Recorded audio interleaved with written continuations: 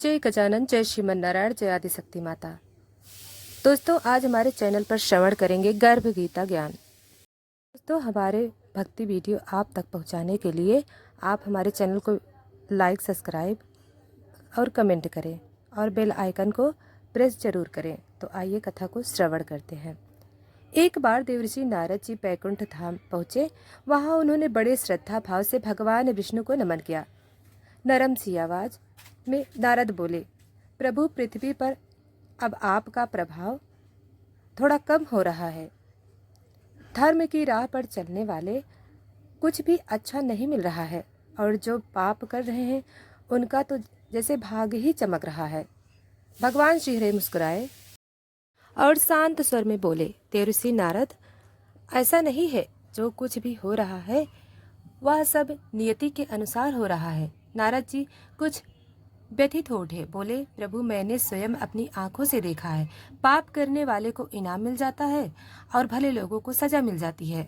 न्याय ये कैसा है? भगवान विष्णु गंभीर भाव में बोले, एक घटना बताओ नारद जी, जिससे तुम्हारा संशय दूर हो। नारद बोले, मैं अभी एक जंगल से आ रहा हूँ।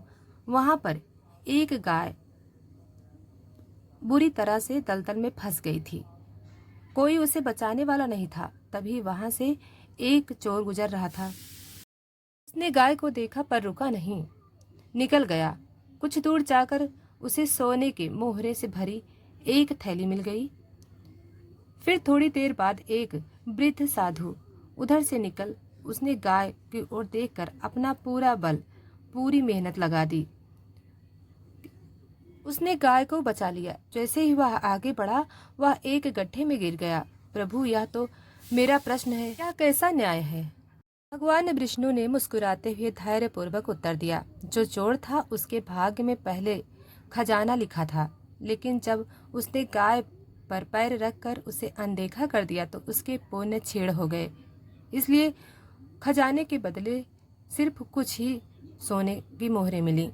वह साधु, उसके भाग्य में तो मृत्यु लिखी थी नारद, लेकिन जब उसने गाय की सेवा की, उसे बचाया, तो उसके पुण्य इतने बढ़ गए कि वह मृत्यु एक साधारण सी चोट में बदल गई।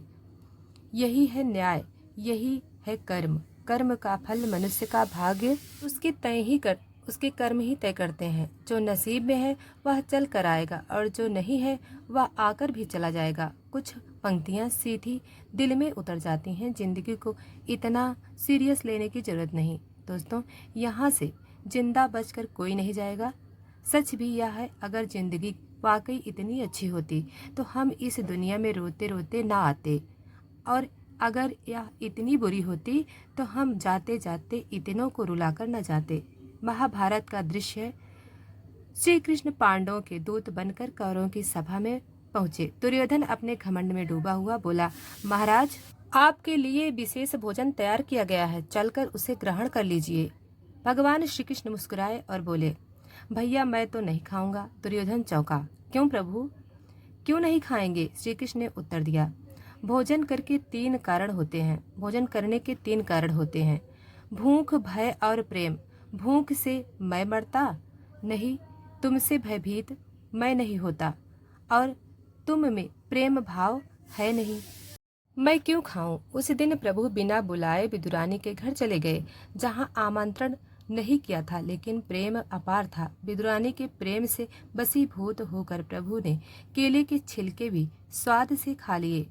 जिंदगी की रोटियां भी ऐसी ही होती हैं। पहली रोटी माँ की होती है, माँ की ममता से भरी, वात्सल्य से लिपटी, पेट भरता है लेकिन मन कभी नहीं भरता। दूसरी रोटी पत्नी की होती है, जिसमें अपनापन और समर्पण होता है, पेट भी भरता है और मन भी तृप्त होता है। तीसरी रोटी बहू की होती है, कर्तव्य भाव से रोटी, थोड़ा स्वाद, थोड़ा संतोष और बहुत सारे समझौते। चौथी रोटी नौकरानी की होती है, ना स्वाद का की गारंटी, ना तृप्ति की, सिर्फ पेट भरता है, दिल नहीं। इसलिए माँ की हमेशा पूजा करो, क्योंकि उसकी ममता ही वह छांव है जिसके नीचे सारा जीवन तपते हुए भी सुकून में गुजरता है। पत्नी को सबसे अच्छा दोस्त बनाकर जीवन जियो, क्योंकि सुख दुख की सबसे करीबी साथी, सबसे नजदीक वही होती है जो तुम्हारे जीवन की नाव को प्रेम से खेती है। बहू को अपनी बेटी समझो, छोटी मोटी गलतियां नजरअंदाज कर दो, क्योंकि अगर बहू खुश रहेगी तो बेटा भी तुम्हारा खुश रहेगा, तुम्हारे बुढ़ापे का पूरा ध्यान रखेगा। अगर हालात तुम्हें चौथी रोटी तक पहुंचा दे तो ईश्वर का शुक्र करो कि उसने तुम्हें अब तक जिंदा रखा है। अब स्वाद की नहीं, सिर्फ जीवन की चिंता करो। थोड़ा खाओ, धीरे चलो, शांत रहो, ताकि बुढ़ापा चैन से कटे। अब एक और दृश्य, वो क्षण जब केवल भगवान श्री राम के चरण धो रहा था, बड़ा प्यारा, बड़ा कोमल दृश्य है। एक पैर धोता, फिर उसे बाहर रख देता, दूसरा पैर कठौती में रखकर तो पहला पैर फिर से धोता, धूल में सन जाता, बार बार 7 बार धोता। केवट बोला, प्रभु एक पैर कठौती में रखिए, दूसरा मेरे हाथ पर रखिए, ताकि चरण मैले ना हो। जब श्री राम ने ऐसा किया तो एक पल को ठहर गए और बोले, केवट मैं कहीं गिर ना जाऊं। केवट मुस्कुराया, प्रभु चिंता मत कीजिए, दोनों हाथ मेरे सिर पर रख दीजिए, फिर कभी नहीं गिरेंगे। जैसे कोई बच्चा अपनी माँ के सिर पर हाथ रख कर खड़ा हो जाता है, वैसे ही भगवान श्री राम केवट के प्रेम में झुक गए और श्री राम बोले, भैया केवट, आज मेरा अभिमान टूट गया। केवट हैरान, प्रभु अभिमान? श्री राम बोले, हाँ केवट, अब तक लगता था कि मैं भक्तों को गिरने से बचाता हूँ, लेकिन आज समझ में आया कि भक्त भी भगवान को गिरने से बचाते हैं।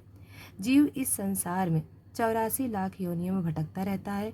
एक योनि में क्या क्या कृपा या अत्याचार यही तय करता है कि अगली बार किस योनि में जन्म मिलेगा। दोस्तों, गीता हिंदू धर्म में एक अत्यंत रहस्यमय और गूढ़ ग्रंथ है, जिसे अवध्य शास्त्र भी कहा गया है।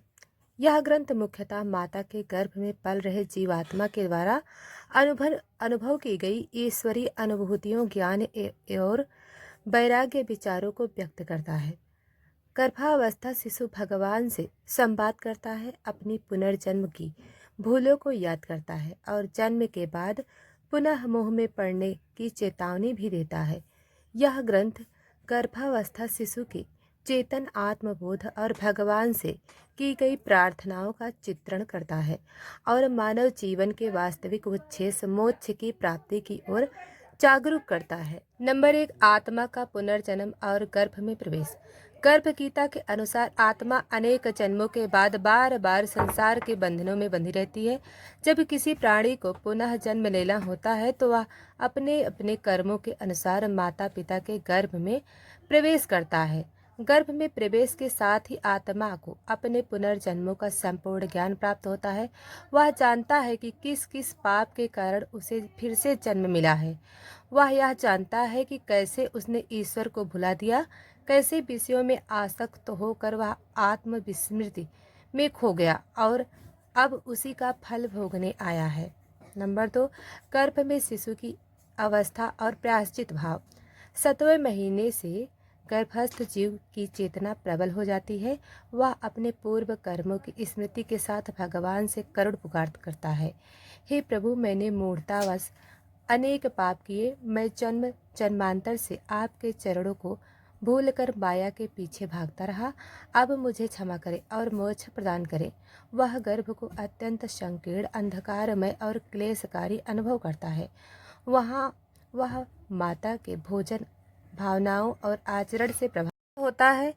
गर्भावस्था जीव भगवान से प्रतिज्ञा करता है कि हे प्रभु, यदि आप मुझे इस बार जीवन देंगे तो मैं केवल भक्ति करूंगा, सत्कर्म करूंगा और आपके चरणों में ही लीन रहूंगा। नंबर 3, आत्मा की भावना से प्रार्थना। गर्भावस्था जीव भगवान से कहता है, हे भगवान, इस बार यदि जन्म मिला तो मैं समय व्यर्थ नहीं करूंगा। आपकी भक्ति, सत्संग और नाम स्मरण ही मेरा जीवन होगा। मैं माया और विषयों से दूर रहूंगा। शिशु उस क्षण में अत्यंत विवेकशील होता है। गर्भावस्था जीव भगवान की कृपा को पहचानता है, वेदों और उपनिषदों के ज्ञान को स्मरण करता है और समझता है कि जीवन केवल मोक्ष प्राप्त करने का साधन है। नंबर 4, जन्म के समय आत्मा पर माया का प्रभाव। जब शिशु जन्म लेता है और बाहर की दुनिया में आता है, तभी माया उस पर आवरण डाल देती है। गर्भ में जो आत्मज्ञान और वैराग्य था, वह जन्म के बाद विलीन हो जाता है। रोते हुए जन्म लेने वाला शिशु यह प्रकट करता है कि मैंने जो प्रतिज्ञा की थी, अब भूलने जा रहा हूँ। यह इस बात का संकेत है कि जीवात्मा को फिर से माया, मोह और बंधन विषयों के बंधन में बांध दिया गया है। नंबर 5, संसार का मोह और भटकाव। बाल्यकाल में जीव अज्ञानी होता है, युवावस्था में विषयों में उलझ जाता है और वृद्धावस्था के पश्चाताप करता है। वह जीवन भर ब्रह्म आकर्षणों में उलझा रहता है। धन, स्त्री, परिवार, मान, प्रतिष्ठा आदि के पीछे भागता है। जिस आत्मा ज्ञान को उसने गर्भ में प्राप्त किया था, उसे वह भूल जाता है। वह उस सत्य को विस्मृत कर देता है कि मैं आत्मा हूँ, नश्वर शरीर नहीं। मृत्यु और पुनर्जन्म का चक्र। गर्भ गीता यह स्पष्ट करती है कि मृत्यु के बाद आत्मा अपने कर्मों के अनुसार पुनः जन्म धारण करती है। इस प्रकार वह अनंत बार जन्म और मृत्यु के चक्कर में फंस जाती है। गर्भ गीता का ज्ञान यह सिखाता है कि जब तक आत्मा इस चक्र से बाहर निकलने के लिए भक्ति, सत्कर्म और वैराग्य नहीं अपनाती, तब तक वह मुक्ति नहीं पा सकती। नंबर 7, गर्भ गीता का उच्छेद। गर्भ गीता का मुख्य उच्छेद है आत्मा को उसके असली स्वरूप का बोध कराना। अहम ब्रह्मास्मि, मैं ब्रह्म हूँ, यह समझना कि मनुष्य शरीर केवल भोगों के लिए नहीं बल्कि मोक्ष के लिए मिला है। यह चेतावनी देना कि जीवन क्षण भंगुर है, इसलिए प्रभु स्मरण, सेवा और भक्ति में ही इसका उपयोग करो। यह संदेश देना कि माया बड़ी शक्तिशाली है, उससे बचने के लिए विवेक और सत्संग की आवश्यकता है। नंबर 8, गर्भावस्था ज्ञान को पुनः जागृत कैसे करें। गर्भ गीता यह संकेत देती है कि अगर मनुष्य चाहे तो वह जन्म के बाद भी वही ज्ञान पुनः प्राप्त कर सकता है। इसके लिए आवश्यक है सत्संग। संतों का सानिध्य में रहकर आत्मा पुनः जागृत होती है। शास्त्रों का अध्ययन, भगवत गीता, उपनिषद और गर्भ गीता जैसे ग्रंथ मन को स्थिर करते हैं। नंबर 3, नाम जप और ध्यान। भगवान के नाम का निरंतर स्मरण आत्मा को माया से दूर रखता है। वैराग्य, विषयों की क्षण भंगुरता को समझकर ही विवेक उत्पन्न होता है। गर्भ गीता एक दर्पण है जो हमें सिखाता है कि हम कौन हैं, कहाँ से आए हैं और क्या भूल गए हैं। यह हमें स्मरण कराती है कि जीवन केवल भोग विलास के लिए नहीं बल्कि आत्मा साक्षात्कार के लिए है। गर्भावस्था शिशु जो ज्ञान अनुभव कराता है वह प्रत्येक जीव के भीतर पहले से ही है। आवश्यकता है उसे जागृत करने की।